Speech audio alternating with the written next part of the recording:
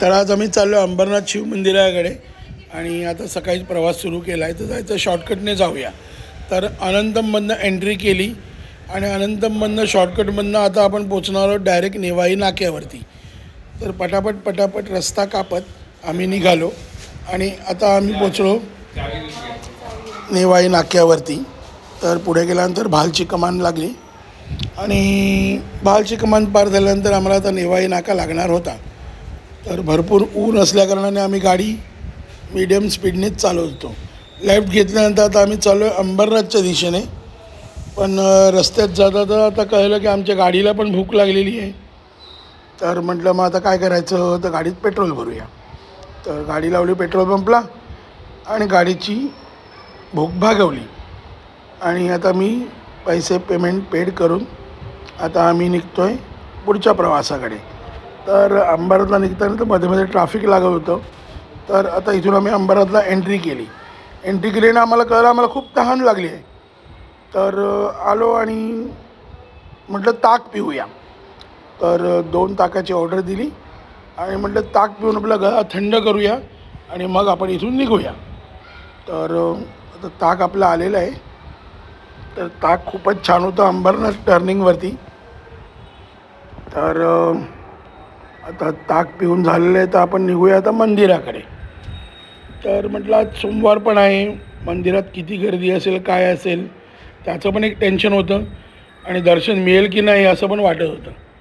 पण थोड्याच वेळात आमचा सिग्नलवरनं जो प्रवास सुरू झाला तो कमानीच्या आतमध्ये जाऊन प्रवास पुढे जाऊन आता आमचा संपणार होता आणि फायनली आता आम्ही 5 मिनटात पोचणार होतो मंदिरात. आणि आता आम्ही आलो आहे मंदिराच्या जवळ. बघतो तो लांबून झेंडा दिसतो आहे, बघतो लोकांची खूप गर्दी आहे.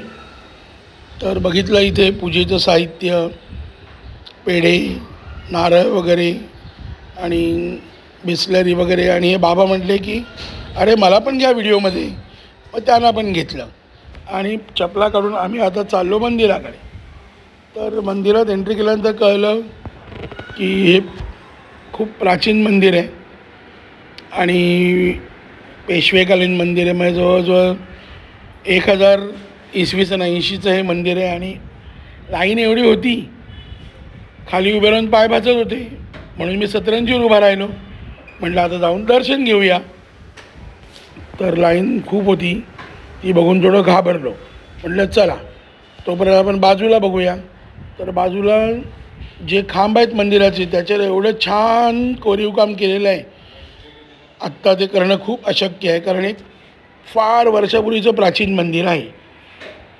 तर म्हटलं चला आलो आहे तर मंदिराच्या चारी बाजू तुम्हाला दाखवून टाकूया. तर इथे आलो, गणपती बाप्पाचं दर्शन घेतलं आणि म्हटलं हे वर्ष सुखाचं जाऊ दे. आणि आता पुढे आलो थोडंसं तर बघितलं इथे शंकराची पिंड आहे आणि बाजूला नंदी पण आहे खूप पुरातन. तर त्याला नमस्कार केला आणि मंदिराच्या उजव्या बाजूने आम्ही पुढे जात राहिलो. तर भाविकांची भरपूर गर्दी वाढत होती. तर मग मी म्हटलं बघूया एक एक कोपरा दाखवूया कारण भरपूर लोकांना माहीत नाही आहे अंबरनाथमधलं मंदिर. आणि मी डोंबिवलीत राहत असून पण मी अजूनपर्यंत कधीच गेलो नव्हतो. तर इकडचं जे शिल्पकाम आहे हे खूप प्राचीन आहे आणि इथून जी गुफा दिसते इथून डायरेक्ट खालचं शिवलिंग दिसतं मंदिरामधलं. तर प्रत्येक भारतीयाने इथे येऊन इथे दर्शन घ्यावं म्हणजे इथली कलाकृती वगैरे बघावी. आणि फक्त सोमवारच्या दिवशी भरपूर गर्दी असते, शिवरात्रीला गर्दी असते, बाकीच्या दिवशी थोडी गर्दी कमी असते. तर आम्ही मंदिराचा जवळजवळ 50% भाग बघून झाल्यावरती मी परत मंदिराच्या पुढे आलो. कोरीवकाम गेलेल्या गणपतीचं दर्शन घेतलं आणि गणपतीला बोललो चांगली बुद्धी दे मला की अशाच प्रकारे लोकांना नवीन काहीतरी दाखवू शकेन.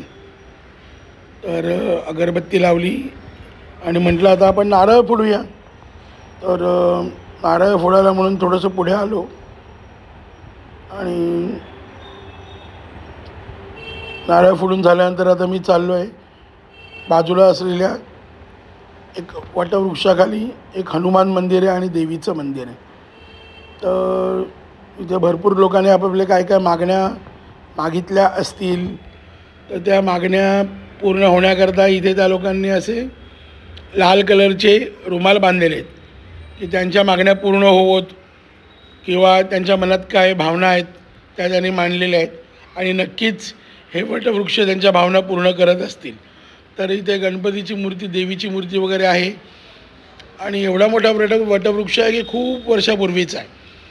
तर म्हटलं चला आपण पण दर्शन घेऊया आणि वटवृक्षाचं दर्शन घेऊन आता बघा तुम्ही केवढा आणि हे बाजूला एक छोटंसं मंदिर आहे.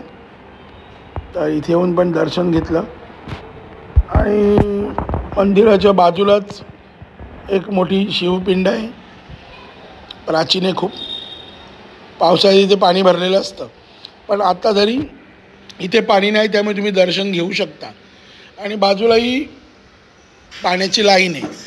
तर तुम्ही बघा हे पूर्ण परिसर पावसाळ्यात पाण्याने भरलेला असतो आणि एकदम सुंदर देखावा दिसतो पावसाळ्यात.